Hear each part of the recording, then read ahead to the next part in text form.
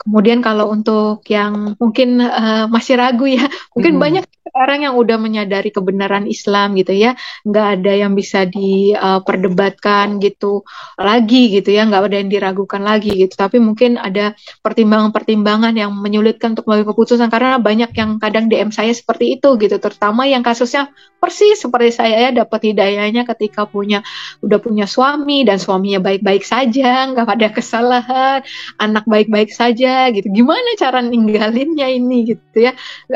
Gitu kan. Itu suatu hal yang betul-betul berat sekali ujiannya. Saya rasakan betul itu kan. Apa namanya? Mungkin kalau suaminya gimana-gimana atau keluarganya berantakan, mungkin mudah saja gitu ya meninggalkan gitu. Tapi kalau dalam keluarga harmonis harus meninggalkan karena Allah gitu ya, karena lebih memilih Allah gitu. Itu yang mungkin berat gitu ya. Tapi tadi yakin saya tadi selalu, soalnya yang saya alami seperti itu gitu. Awalnya beliau nanya-nanya kalau misalnya sholat itu berapa rakaat gitu-gitu. Jadi saya bilang dalam hati saya sih, kan Dokter Isya kan Kristen ya, maksudnya dalam hati gitu, kok ngapain nanya-nanya gitu. Terus suatu saat beliau beneran ngasih tahu ke saya, katanya, Bu, saya udah sadar katanya gitu. saya saya sampai nangis gitu, ya Allah gitu. Asyhadu Asyhadu alla alla ilaha ilaha illallah illallah wa asyhadu wa asyhadu anna anna Muhammadan Muhammadan Rasulullah. Rasulullah.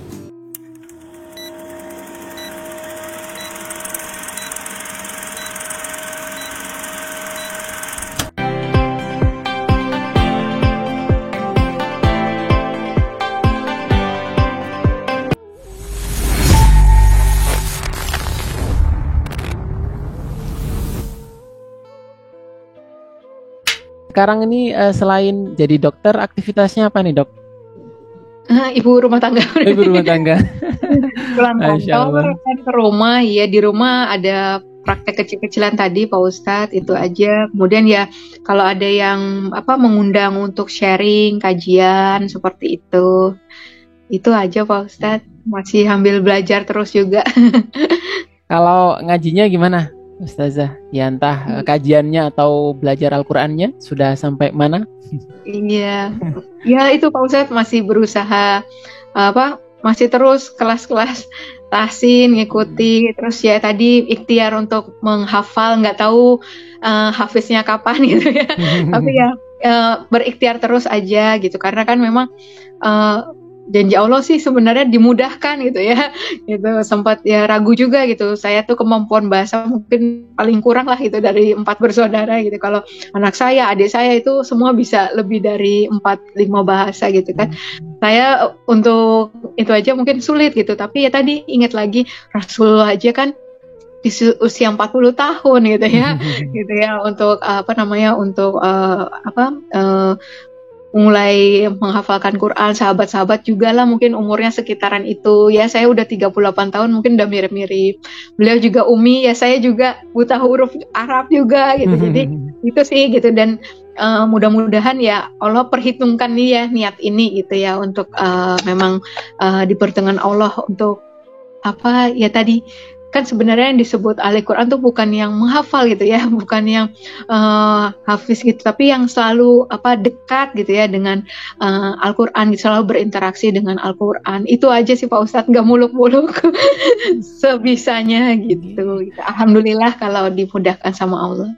Kita doakan nih bersama-sama, semoga Dokter Karissa makin mantap untuk ilmu Islamnya, serta untuk ilmu Al-Qur'annya juga. Selain tadi, karena ini ya beliau nih, kalau kita mungkin kalau yang muslim kan diajari baca dulu ya. Nah, baca dulu terus nanti pelajari artinya. Nah, beliau ini sudah belajar dari artinya dulu. Nah, sekarang proses untuk baca Qur'annya. Nah, ini kan sebenarnya luar biasa, karena esensi dari Al-Qur'an itu sendiri kan dari artinya yang bisa kita ambil untuk kehidupan sehari-hari. Nah, semoga juga memberikan semangat kepada teman-teman kita yang Islam. Nah, mungkin terakhir dokter nih, harapannya nih ke depan dokter seperti apa, serta mungkin diberikan pesan nih untuk teman-teman pemirsa Mu'alaf TV yang bahasanya yang Islam dari lahir, dan teman-teman mungkin yang non Muslim tapi masih ragu-ragu nih untuk masuk Islam. Nah, monggo Dokter Karissa bisa disampaikan. Iya.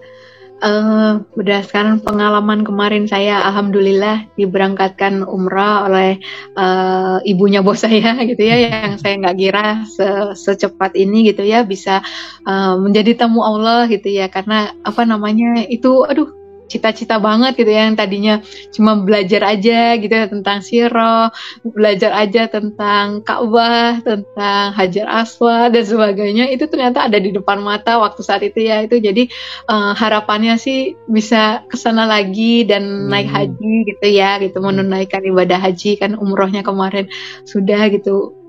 Banyak pengalaman luar biasa waktu di sana gitu, jadinya betul kalau doa Nabi Ibrahim menambatkan hati kita ya di tanah suci itu betul terasa sekali gitu ya. Jangankan itu, baru bergeser dari Mekah ke Madinah, di Madinah udah rindu Ka'bah lagi gitu ya. Yang biasanya kita sholatnya menghadap tempat sujud gitu ya, itu bisa tegak menatap Ka'bah gitu. Jadi Masya Allah gitu ya. Masya Allah juga melihat bagaimana Rasulullah, bagaimana sahabat-sahabat gitu ya, seluar biasa itu gitu ya, dengan kondisi-kondisi yang ada gitu kan.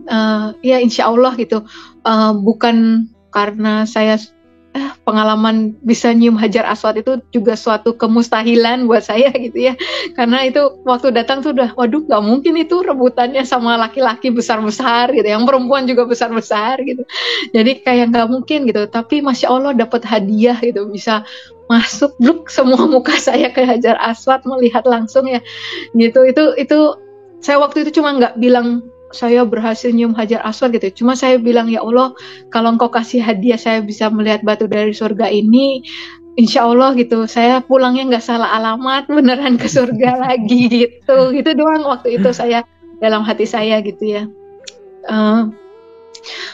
Kemudian kalau saat ini sih harapannya itu aja, bisa berangkat haji ke sana lagi, dan doa saya waktu itu saya udah nggak sendiri lagi berangkat hajinya gitu, bisa bersama seluruh keluarga gitu.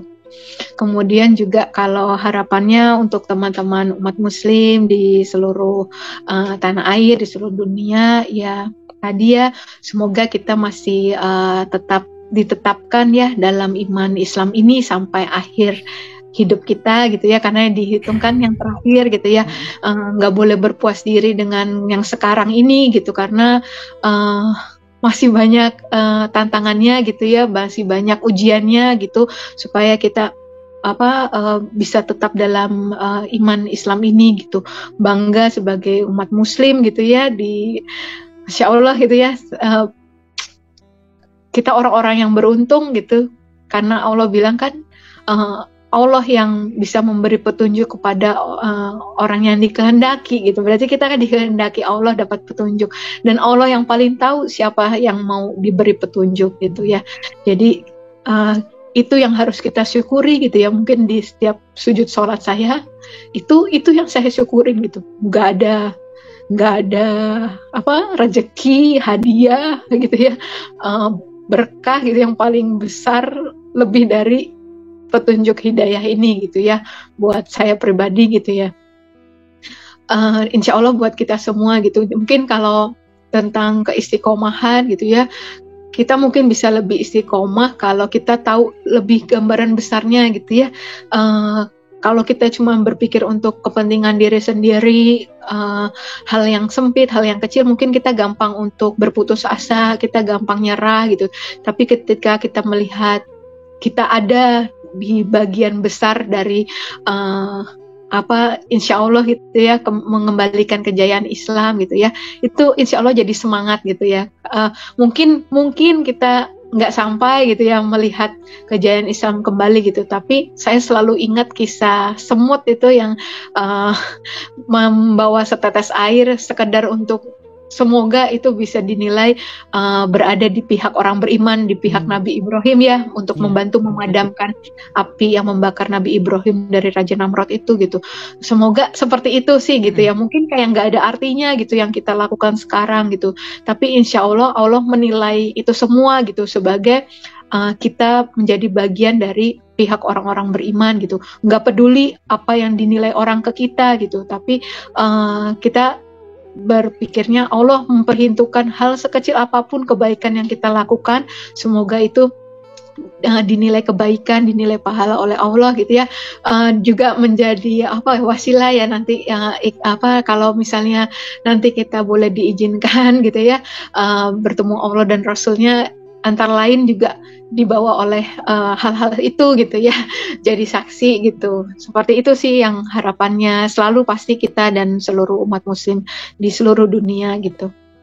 Kemudian kalau untuk yang mungkin masih ragu ya, mungkin banyak orang yang udah menyadari kebenaran Islam gitu ya, nggak ada yang bisa diperdebatkan gitu lagi gitu ya, nggak ada yang diragukan lagi gitu. Tapi mungkin ada pertimbangan-pertimbangan yang menyulitkan untuk mengambil keputusan, karena banyak yang kadang DM saya seperti itu gitu, terutama yang kasusnya persis seperti saya ya, dapat hidayahnya ketika udah punya suami dan suaminya baik-baik saja, nggak ada kesalahan, anak baik-baik saja gitu. Gimana cara ninggalinnya ini gitu ya, gitu kan, itu suatu hal yang betul-betul berat sekali ujiannya, saya rasakan betul itu kan.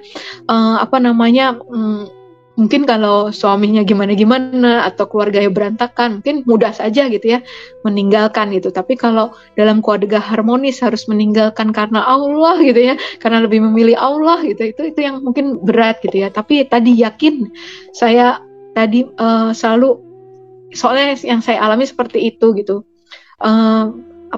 selalu husnuzon billah gitu, berprasangka baik sama Allah, karena ya Allah melakukan sesuai prasangka hambanya gitu. Itu juga yang terjadi banget ketika di Tanah Suci ya, pasti yang sudah pernah ke sana ngerasain betul. Jangankan sampai diucapkan di kata gitu ya, di batin saja gitu, ketika kita selalu berprasangka baik sama Allah, itu yang langsung kita dapatkan gitu, dan sebaliknya gitu kan. Jadi waktu hal itu yang menguatkan saya khususun billah ketika menghadapi semua tantangan ujian, ketika kita memilih Allah gitu ya.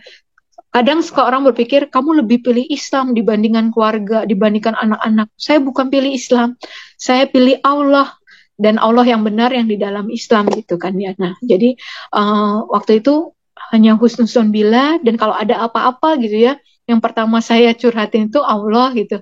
Yang pertama saya cari jawaban itu Al-Quran gitu. Jadi nggak ada tempat yang lain gitu yang saya rasa yang lebih bisa jadi jawaban, yang lagi jadi sempurna, jadi kekuatan, jadi jalan keluar selain itu gitu. Jadi kalau hari ini saya sampai bisa seperti ini, ya itu aja sebenarnya, nggak ada yang gimana-gimana, kuncinya itu cuman itu aja gitu kalau saya rasakan gitu ya.